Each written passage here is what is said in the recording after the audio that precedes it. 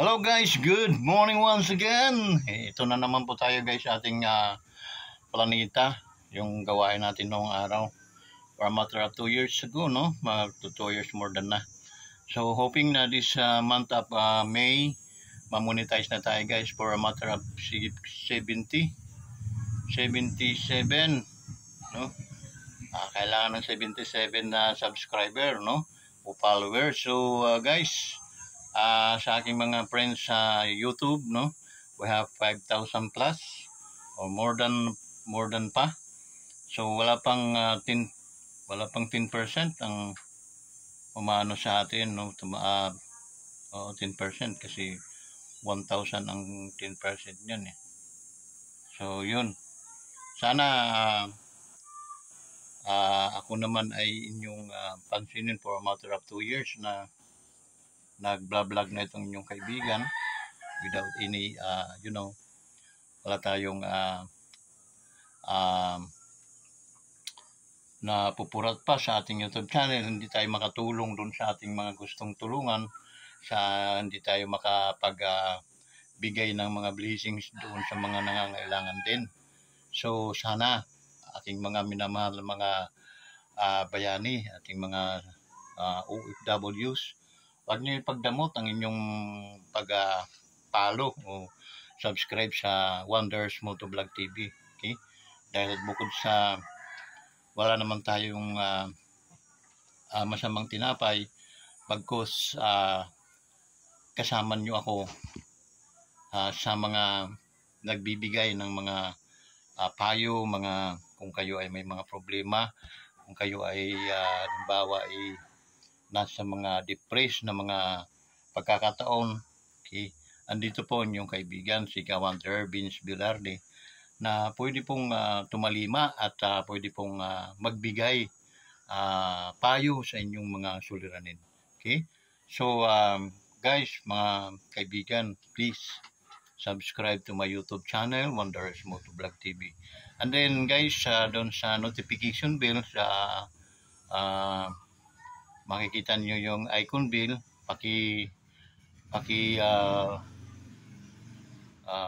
push, pakituldok lang, no?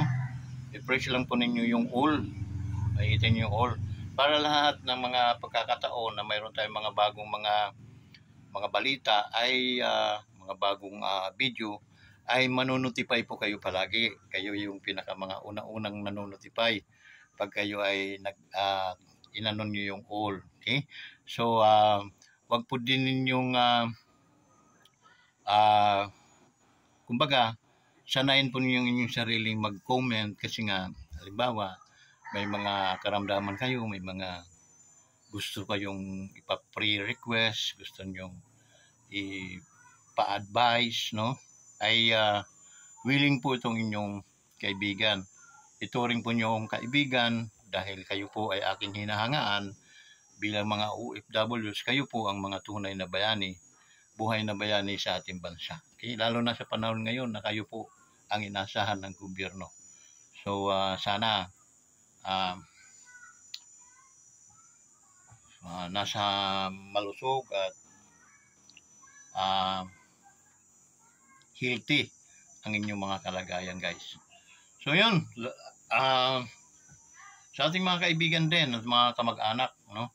Mga kamag-anak dito sa Southern Leyte, please guys, subscribe po itong ating YouTube channel, Wonders Motovlog TV, diha sa mga taga-Bato, mga taga-Buli, mga taga-Sugod, Maasin, Baybay, diha sa mga Southern Leyte, mga angkan ng aking father, Velarde, Alfredo Velarde, ang mama na ako, anak ni Pupoy Leon, Pupoy Liana, diha sa Buli, diha sa Kuan, sa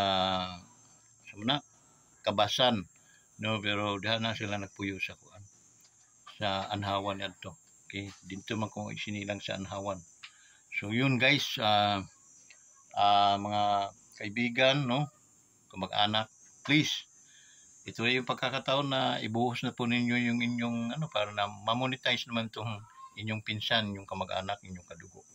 Okay, sa mga friends ko, no, sa Sa dami ng aking mga kaibigan na nagkalat sa buong Pilipinas, humihingi lang ako sa inyo ng pabor, no, to subscribe my YouTube channel, comment, and then share para marami makapanood. So maraming salamat.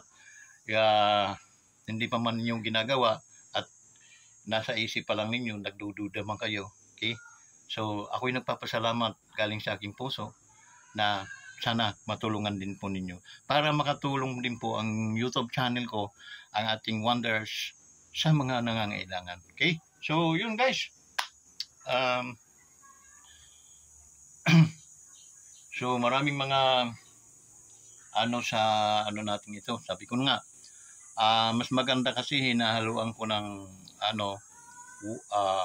godly, no? Yung hinahaluan natin ng ng salita ng Diyos. Kasi sa totoo lang guys, kahit man kayo ay mag-prosper man itong channel na to, no? Na hindi rin malayo ang puso natin sa Diyos, hindi rin maganda. Mas mabuti pang hinwag na lang po kayong mag-subscribe kung ganun ang magiging prediction o mangyayari sa YouTube channel natin ito. Mas maganda yung malapit tayo sa Diyos kasi sa totoo guys, tatapatin ko kayo.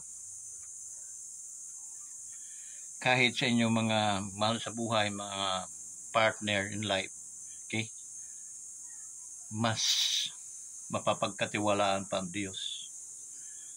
Okay? So, ang Diyos, hindi siya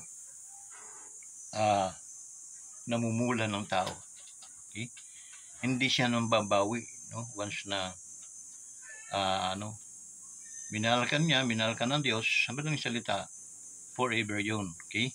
So, ang mga pagkakataon na minsan tayo ay nagkakaroon ng mga panghihina sa buhay, ang tao nagsasawa, pwede kang iwanan. Okay? Ang tao pwede kang pagsalitaan. Okay? Pero ang Diyos, nagmamahal ang Diyos magpakailanman. Okay? So, maraming mga talata, maraming mga verses na magpapatunay, okay, na ang Diyos andyan pag tayo nangangailangan. Okay? Sabi niya sa banal na kasulatan sa Old Testament, call unto me and I will answer thee. Okay? So anytime na nasa gitna tayo ng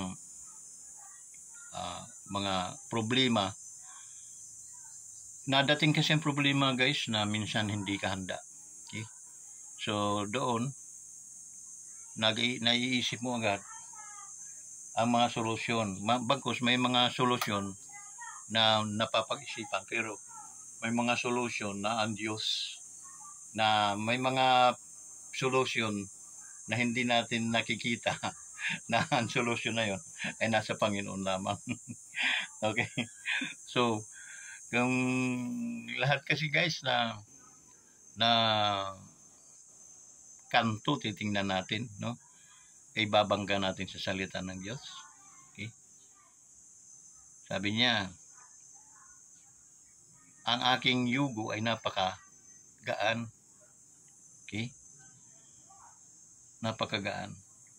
What I mean, nagsasuffer tayo for the sake na hindi naman natin alam how to call Him, how to ask directly to the Lord. Okay? May mga minsan ginagawa pa tayong mga pamamaraan, okay? Lalo na mga old religion namin noon. Okay? So, pero kahit man anong religion kayo, okay? Basta tunay at dalisay ang inyong paniniwala at pananampalataya sa Diyos, yun ay malakas na sandata. Okay? Yun pa man, no? Baka medyo complicated ang dating. Bakit si Kawander ng mga salita ng Diyos? Okay? Kasi nga, ako'y tapos sa isang sikat o kilala na Bible Training School. Okay? So, and then, hindi ko naman nagamit dahil sa mga pagkakataon na hindi natin inasahan na ano din tayo, no? Nabulaga. Nabulaga. Pero, yung pa man, nag-suffer na ako doon. Yung consequence, ang baga akin ng dahil hindi naman ako tinulak din ng Diyos na para palayasin, para at least pagsalitaan ng hindi magaganda, para isumpa. No? Hindi po ginawa ng Diyos yon. He is willing always na bumalik ako, na ako yung magsisi at humingi ng kapatawaran. And then, yun ang isa sa pinakadakilang mga milagro na nangyayari sa buhay. Kasi until today, I'm still alive, no? Buhay ako. There's no, wala akong sakit na mga maluluba, no? Bakit? It because I know that my Father loves me so much. Okay? Ako din naman, kasi lahat tayo na naniniwala sa Kanya at tumanggap sa Kanyang Panginoon at tagapagligtas, He give us power. He give us authority to become the sons of God. So we are inheritance of all benefits na binibigay ng Ama sa Anak. We are one of that. Okay? So take note, mga Kristiyanos, I say Kristiyanos, yung mga naniniwala na si Jesus ay Diyos. Si Jesus ay tagapagligtas. Okay? Yun. Matatawag kayo Kristiyanos. Okay? So we are not debating the religion. Okay? No problem to us. Any religion what you have today. Okay? But the problem is you believe that the Savior is Christ Jesus. Okay? So, yun, ganun lang ka-simple. Okay? Ang ating pananampalataya. And then sa mga natin, huwag kayong ma-amaze, huwag kayong malito sa ating mga kapatiran na mga nasa ibang bansa, sila mga OFWs na mga Kristiyanos. So, continue to join fellowship. No? Kailangan ninyo yun. Kasi as we know na the real you is the Spirit. So hindi lang nangangailangan ng noodles o pizza yung katawan, but nangangailangan ninyo ng mga spiritual food. Okay? Ang spiritual food naman, makikita mo lang yon sa banal na kasulatan, sa Bible. Okay? Bible is Word of God is a bread of life. Nga, pagdidibatihan natin yun, paano naging bread of life yan? Because you are in spirit. Spirito ka. Okay? Kung hindi ka espiritu, ba't mo kailangan ng tinapay? At ang tinapay ay ang salita ng Diyos. Okay, mayroon ka naman pandesal dyan. May gardenia ka naman dyan mabibili, di ba? Logic, very logic. But if you have the Spirit communicating to the Spirit that God,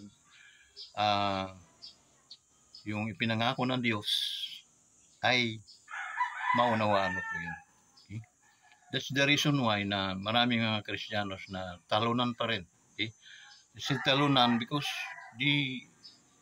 hindi sila nakaka-inherit doon sa mga blessings, sa mga ng Diyos, no? Mga pangako ng Diyos. Bakit? Hindi nila alam na mayroon silang ganun. It look like chicken na may pakpak naman sila. Hindi nila alam, pwede silang lumipad. Exercise lang, no? From the sisiyo hanggang sa paglaki nila. Makalipad yun, mas malalaki ang mga pakpak ng mga yan. Iba't nasa mindset na nila na hindi nila kaya. Okay? Okay? Yun. Ang isang Kristiyanos na ganyan ay parang isang agila, itlog ng agila na naihalo doon sa naglilimlim ng manok, no? Ordinaryong manok. Hanggang sa yun ay namisa at napisa din yung itlog ng agila. So, ang nangyari, nang napisa na, naging sisiw na rin yung itlog ng agila. So, sabay-sabay siyang lumalakad, kasabay ng mga sisiw na manok. One day, nakakita siya ng isang ibon na lumilipad. Sabi niya, sana ganun ako. Okay? Sana I can fly beyond that mountain. Okay? Para siguro kita ko lahat ang kagandahan ng ginawa ng Diyos. Okay? Hindi niya alam nga na hindi naman siya manok. No? He can fly if he wanted to. Because hindi naman siya manok eh. Agila siya. Naihalo lang yung itlog doon sa ano. Dahil hindi niya alam. Ganon marami mga Kristiyanos na hindi nila alam na mayroon silang authority how to use the all benefits that God given to us. Okay? All benefits that God na kanyang ikinamatay, no, doon sa krus ng Kalbaryo. Hindi nila alam na mayroon silang capacity, no, kapasidad para at least maging lumipad, no, para at least magpagaling na may mga karamdaman dahil yun ay may inheritance natin bilang anak ng Diyos. Okay? Malinaw yan sa John chapter 1 verse 9 that but as many as received to him, to them he give power to become the sons of God. It means if we study in another meaning of authority, it is a power or authority. Okay? So, ito guys, no, pakita ko sa inyo yung sample kung gaano ka-powerful pag mayroon kang authority. Maliliit na tao yun, no? Lalo na tayo mga Pilipino. Magsusuot yun ng traffic jacket, no? Pupunta yan sa gitna ng highway. Pag in-stop niya yung mga dadambuhala mga sasakyan, tigil yan. But take a look. Maliit lang yun, no? Lahat ng imamandon niya, sinusunod siya. Bakit? He has carrying the authority to do that job. And then Christians are also meron tayong inheritance, no, to do the miracle that God performed before. Because in book of Hebrew, it says, He is the same yesterday, today, and forever. Okay? Hindi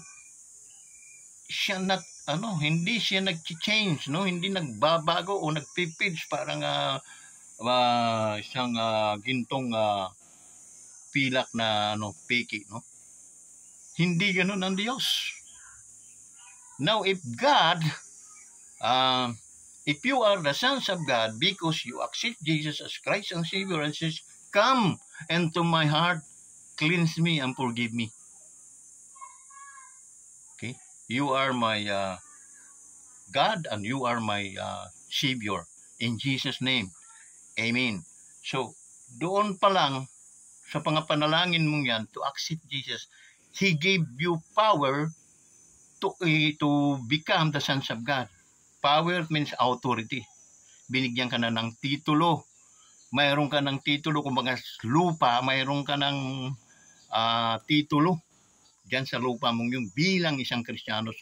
And daw bilang holder ka ng titulo, it is yours. Alam mo yun na ikaw ay anak ng Diyos. And then because tayo ay may karapatan, so be it. Okay? But many Christians today in this new era, ayan.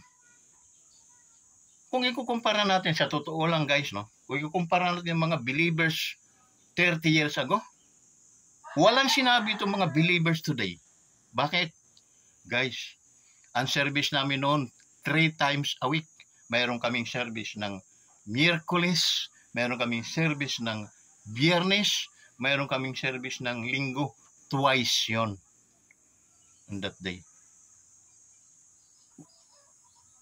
And then ngayon, naging tamad ang mga Kristiyanos. Once na lang. At pagdating ng Sunday, pakakainin pa sila ng mga noodles. Walang ka-vitamins ng mga preaching or mga teaching. Wala po talaga. Okay? And that's the reason why malnourished ang bawat mga ministeryo nila. Why malnourished? Kita yan sa dalawa nating mga mata na hindi umuusbong ang kanilang mga ministry. If we look 10 persons today, next week baka 9 na lang yun. Okay?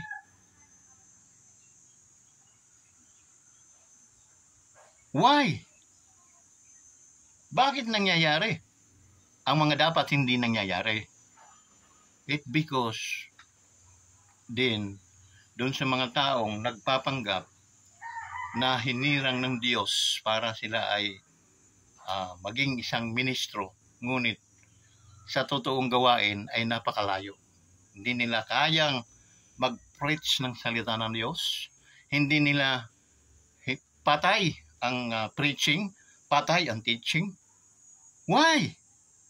There is no manifestation of the Holy Spirit. If back to the book of Acts, memorya, basahin niyo yung book of Acts. Whole book ng Acts. Doon lang sila naging aggressive, doon lang sila naging powerful nang sila ay nabaptize ng Holy Spirit. And did you not believe that there is power by the Holy Spirit to live in you, fellowshipping in you? Guys, sa bawat pagtitipon ninyo, ang banal na Espiritu nandyan. It because it says 2 or 3 that gathered together in His name, He is in the midst of them. Okay? But, nangyayari ba? Hindi. Bakit?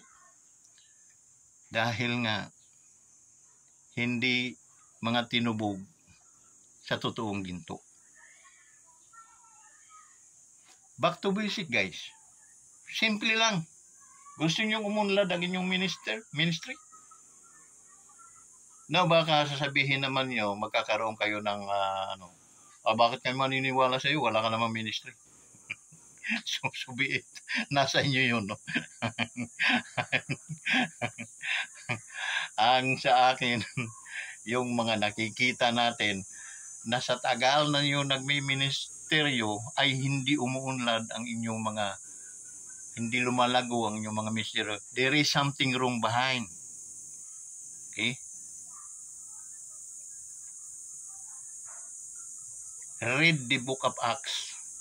Kung paano sila naging boldness, paano naging buhay ang kanilang pananampalataya.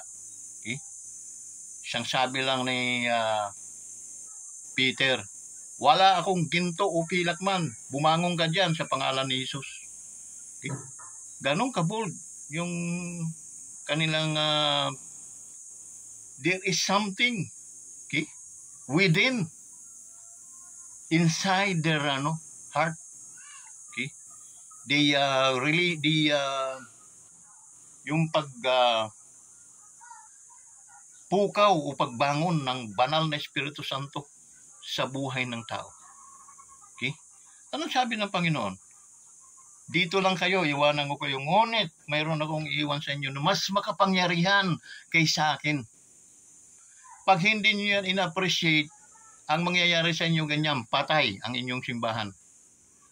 You are worshiping, like a dead God. Okay?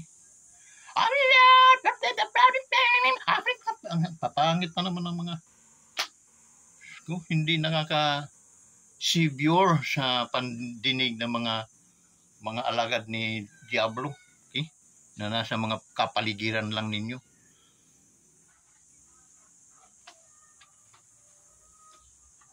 Read the book of Acts. And then captured the power of God that He give for every Christian.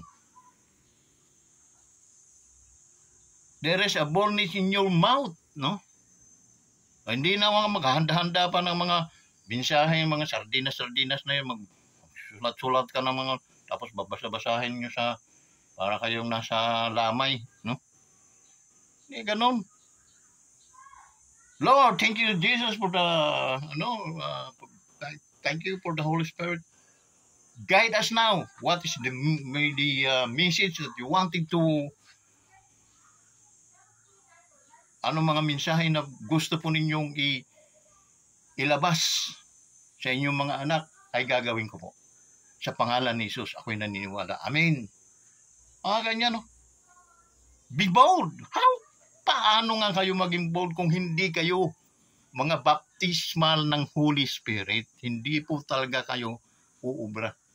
Para kayo mga Katoliko din yan sa linggo, simba, uwi, magapang ng mga espiritu ninyo dahil malnourished.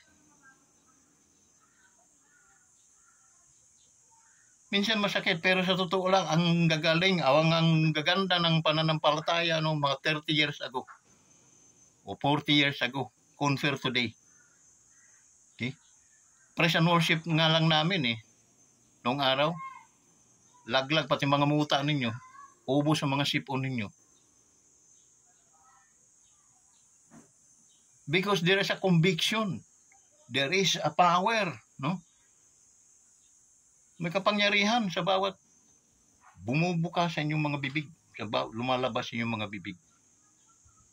It's because prepare ng Diyos ang mga taong ginagamit niya para sa ministeryo. To feed the flock of God, to guide them, kailangan na i-baptize siya sa banal na Espiritu Santo. Kung hindi, yan ang nangyayari sa inyong mga kasimbahanan. Very, very dry. Ang inyong pastor, pag nag-preach, napaka-dry. Nagtataka nga kami bakit napapagtyagaan, no? Talaga si Satanas, pagtyagaan na natin yan. Amen, amen. Diyos ko. Nakakatayo balahibo, no?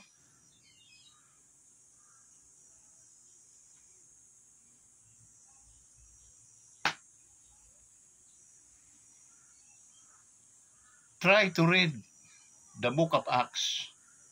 Okay? Back to study. Okay? Study to show yourself approved, not unto man, approved unto God. Okay? Malinaw.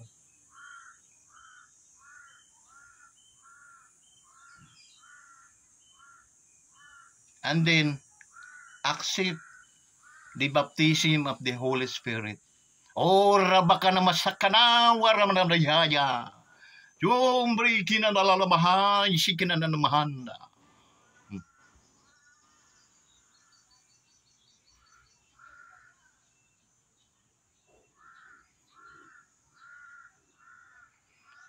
If you are a Christian, you must supposed to be a full gospel. Okay? What is a full gospel? Tanong ninyo yun sa inyong mga kapastoran if they have knowledge to teach or answer. So be it.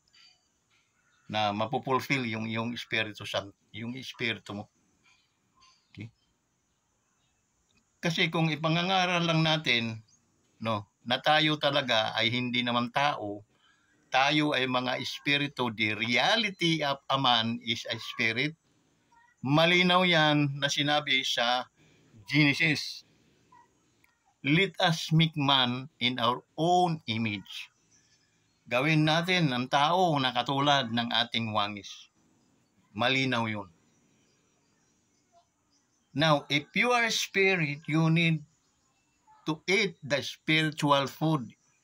It is the Word of God. Now,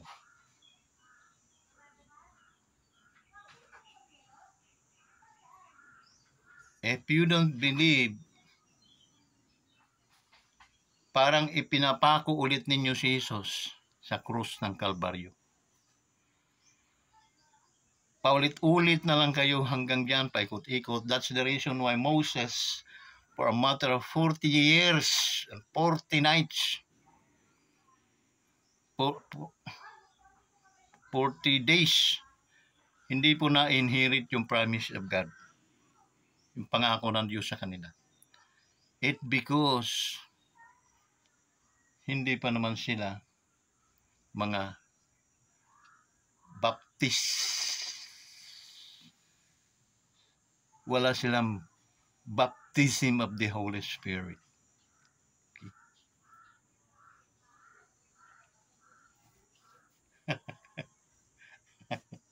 Okay. If you learn the topic, oh my God, it's a very, very nice topic, guys. Okay? Na gusto mo mang debatihin, hindi mo kayang idebate. And I don't know why. I don't know why. And that is the power of the Holy Spirit. Kahit kami, mga Bible scholar kami, no, hindi namin kayang debatihin pagdating sa baptism of the Holy Spirit.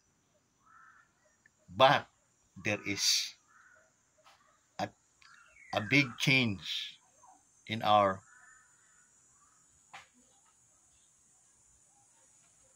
faith. No? To conquer the faith ng pananampalataya by hearing by the words of God. Okay? Ganun lang kadali.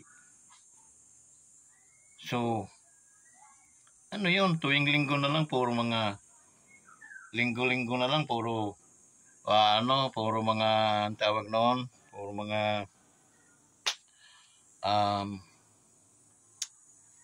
tawag noon, puro noodles. Ang Diyos ay mapagmahal, sabi siya, ganito. Amen, amen.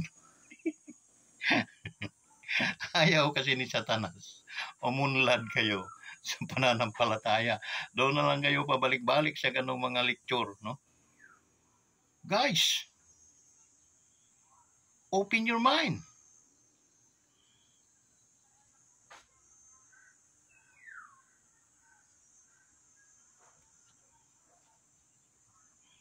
Hello guys, medyo napasada tayo doon na pero hindi naman talaga tayo dapat napasada doon. Talagang